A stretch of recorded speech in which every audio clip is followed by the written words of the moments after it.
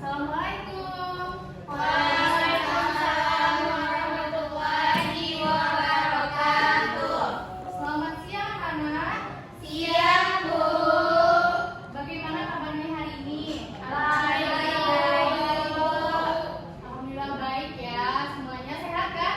Sehat, Bu. Alhamdulillah ya, kita semua masih diberi kesehatan sehingga bisa berkumpul di kelas pada hari ini. Baiklah, sebelum pembelajaran dimulai, alangkah baiknya kita berdoa terlebih dahulu. Silakan ketua kelas pimpin doanya. Percayaan masing-masing dimulai. Doa selesai. Ada yang tidak hadir hari ini anak? Ada semua, Bu. Oke. Baik anak-anak ibu, apakah semuanya semangat untuk belajar hari ini? Semangat, Bu. Oke, sebelum kita masuk ke pembelajaran hari ini, ibu mau tanya dulu nih, ada yang masih ingat tidak apa materi yang kita pelajari pada minggu lalu? Silakan, Sofi. Nah, benar ya, pada minggu lalu kita udah belajar tentang teks laporan hasil observasi. Coba, ada yang masih ingat tidak apa sih itu teks LHO atau laporan hasil observasi? Saya, Bu. Silakan Syamila. Teks laporan hasil observasi adalah teks yang berisi penjabaran atau pelaporan sesuatu, Bu. Benar ya yang dikatakan oleh teman kalian tadi, bahwasanya teks LHO adalah teks yang berisi tentang penjabaran atau pelaporan hasil dari pengamatan. Oke, karena minggu lalu kita sudah mempelajari teks LHO, maka hari ini kita akan mempelajari teks prosedur. Nah, kompetensi dasar kita pada pertemuan kali ini yaitu siswa mampu mengidentifikasikan teks prosedur dan indikator pencapaiannya adalah siswa mampu mengidentifikasikan pengertian, jenis-jenis, ciri-ciri, struktur, kaidah kebahasaan teks prosedur. Nah, sebelum kita melangkah lebih jauh lagi, Ibu mau memberitahukan kalian bahwasanya tujuan pembelajaran kita hari ini adalah untuk setelah kalian mempelajari teks prosedur, diharapkan kalian tahu apa itu pengertian, ciri-ciri, struktur, kaidah kebahasaan, contoh, dan yang terakhir kalian dituntut untuk dapat menulis teks prosedur.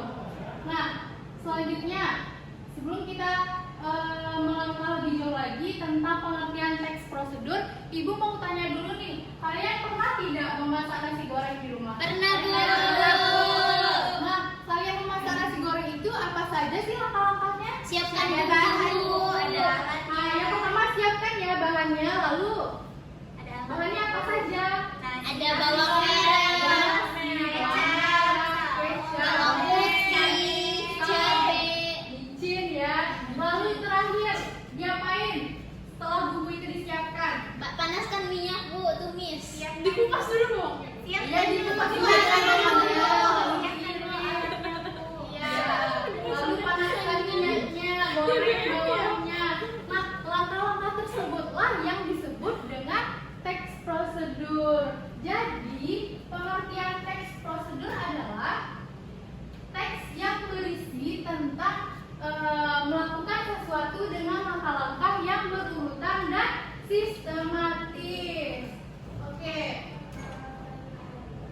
Selanjutnya jenis-jenis teks prosedur. Nah, jenis-jenis teks prosedur sendiri terbagi menjadi 3. Yang pertama apa? Sederhana. Yang kedua kompleks. Dan yang ketiga protokol. Nah, anak-anak ibu, ada yang mau memberikan pendapatnya tidak tentang teks prosedur yang dikatakan sederhana? Bu. Ya, terima kasih Bu. Menurut saya teks prosedur yang yang sederhana itu teks prosedur yang tidak terlalu panjang dan bahan maupun alatnya itu tidak terlalu banyak. Nah, benar ya yang dikatakan Yolanda tadi bahwasanya teks prosedur yang sederhana itu tidak terlalu panjang. Artinya hanya berisi 2 atau 3 langkah saja.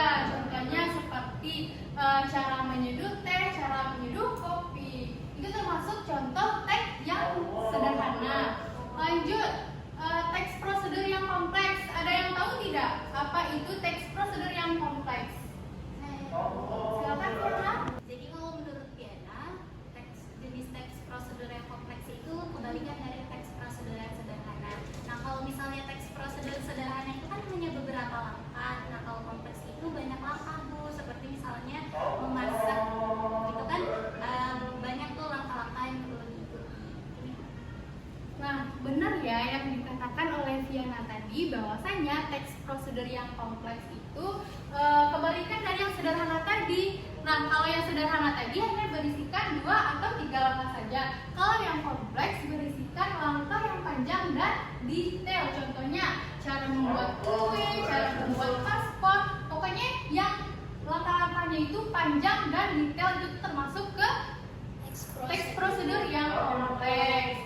Dan yang terakhir teks prosedur protokol. Siapa yang tahu? Ya, Bu. Fiona lagi silakan. Baik, Bu. Jadi teks prosedur protokol ini adalah teks yang memiliki aturan, Bu, dalam menjalankan atau membuat sesuatu. Misalnya kita mau membuat paspor, Bu. Nah, paspor itu kan ada aturan-aturan tertentu dan langkah-langkah, Bu. Dia tidak bisa melompati antara langkah satu langsung kedua gitu. Kalau misalnya kita menyeduh teh, bisa saja kita taruh tehnya dulu, kemudian baru gulanya. Kalau misalnya protokol itu tidak boleh, Bu. Jadi dia punya aturan-aturan tersendiri. Mungkin itu, Bu. Terima kasih. Nah, benar ya yang dikatakan oleh Fiona tadi bahwasanya teks prosedur yang protokol itu berisikan langkah-langkah yang tidak harus berurutan. Contohnya cara menjaga kesehatan, cara merawat tanaman, itu kan tidak harus sesuai dengan langkah-langkah. Boleh saja Fiona nih contohnya cara menjaga kesehatan, boleh aja dari langkah yang ketiga, dari yang keempat, tidak harus dari langkah-langkah yang pertama. Begitu ya, contohnya seperti yang Ibu katakan tadi, cara menjaga kesehatan dan cara merawat tanaman. Berikutnya, ciri-ciri teks prosedur. Yang pertama, menggunakan kalimat perintah atau ajakan. Contohnya seperti apa? Ayo. Saya, Bu. Ya, silakan Yulita. Contoh kalimat perintah seperti tolong hapuskan papan tulis itu dan tolong bukakan pintu. Nah, benar ya, itu yang dikatakan oleh Yulita tadi termasuk contoh kata perintah atau ajakan. Selanjutnya yang kedua yaitu menggunakan kata hubung. Contohnya ada yang tahu? Ya. Dan terus apa lagi?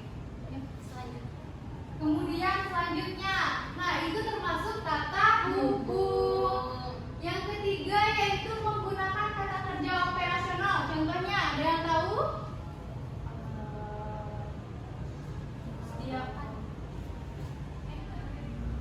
Contohnya yaitu rebus, potong, itu kan kata kerja yang operasional. Selanjutnya yang keempat menggunakan kata benda yang spesifik. Contohnya ada yang tahu? Panci. Ya, panci. Terus Sendok. sendok.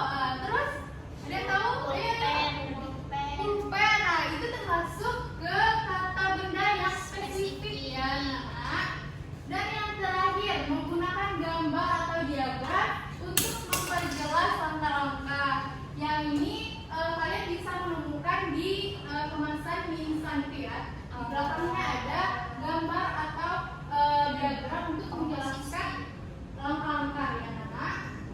Ya, Bu.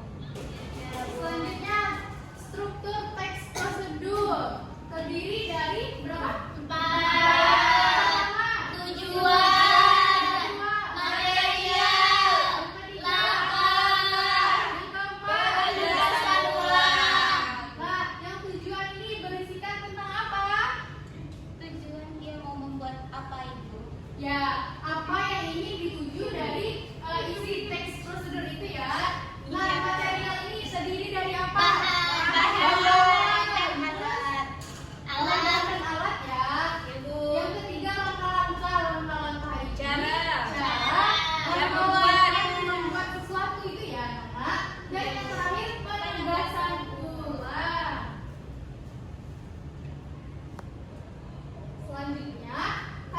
kebahasaan teks prosedur. Yang pertama, menggunakan kalimat efektif dan padat. Yang kedua, menggunakan kata ganti orang kedua kamu, Anda, dan dia. Selanjutnya ada yang kata keterangan waktu dan tempat. ya, silakan Vira, tolong dibacakan. Yang ketiga itu menggunakan kata keterangan waktu dan tempat seperti pagi, sore, di dapur, di kamar mandi dan sebagainya. Yang keempat itu ada menggunakan kata sifat untuk menjelaskan bahan atau alat, misalnya itu dingin, panas, besar, kecil dan sebagainya. Dan yang terakhir itu menggunakan tanda baca yang tepat seperti titik, koma, dua dan sebagainya. Nah, inilah kaidah kebahasaan teks prosedur ya anak-anak. Kalian kalau mau buat teks prosedur, ini kaidah kebahasaan yang digunakan ya. Selanjutnya ibu mau memberikan kalian contoh teks prosedur. Berupa cuplikan video ya anak-anak. Iya, Nanti Bu. silakan dicermati ya. Baik, Bu. Yuk kita bikin kromboloni, makanan yang lagi viral dan antrinya sampai berjam-jam. Hasilnya udah pasti renyah, enak, dan tingkat gagalnya minim. Bahan utamanya kalian tinggal pakai Danish Pastry instan yang kalian gulung-gulung. Harganya sekitar 40 ribuan di toko bahan kue. Potong jadi 6 dan cetak di loyang bulat. Tips proofing biar cepet lebih ngembang, biasanya gue pakai air rebusan panas gini. Ngembangnya jadi bagus dan adonannya nggak kering. Setelah 2 jam di proofing, tinggal kita oles aja atasnya pakai kuning telur sama susu. Panasin oven di suhu 185 derajat dan kita panggang selama 15 menit. Tapi menurut gue ini masih agak kurang crispy luarnya dan bawahnya masih agak basah, jadi mungkin next bisa dicoba di suhu 200. Fillingnya gue pakai whipped cream yang dikocok sampai soft peak, abis itu dicampur susu. Tujuannya biar creamy kental masih dapet, tapi pas dibelah tetap cair. Udah tinggal dikocok, tambahin selai perasa dan masukin pakai piping bag. Kali ini gue bikin 3 rasa, coklat, red velvet, sama tiramisu. Wah ini enak banget sih, kemarin gue makan anget-anget, luarnya masih crispy tapi dalamnya pecah. Ibu, dari cuplikan video tadi, siapa yang tahu itu termasuk ke jenis teks prosedur yang apa? Saya, Bu. Inilah teks prosedur kompleks, Bu. Nah, benar ya. Yang dari cuplikan video tadi, jenis teks prosedurnya adalah yang kompleks. Nah, anak-anak Ibu, kita sudah mempelajari apa itu pengertian, jenis-jenis, ciri-ciri, kebahasaan, dan yang terakhir tadi Ibu menampilkan contoh teks prosedur. Nah, siapa yang bisa menyimpulkan dari pembelajaran kita hari ini apa itu teks prosedur? Saya, Bu. Ayo, Yolanda. Baik Bu, terima kasih atas izinnya. Di sini saya ingin menyimpulkan bahwa sebenarnya teks prosedur itu teks yang berisi langkah-langkah membuat sesuatu dan menggunakan sesuatu. Untuk jenisnya ada 3, yaitu sederhana, kompleks, sama protokol. Strukturnya ada 4, tujuan, material, langkah-langkah, dan juga kesimpulan. Oke, tepuk tangan untuk Yolanda. Nah, anak-anak Ibu, karena pembelajaran kita sudah mau habis waktunya, Ibu mau memberikan kalian tugas ya. Silakan dibuat contoh teks prosedur. Temanya bebas ya, tapi jangan copy paste dari internet.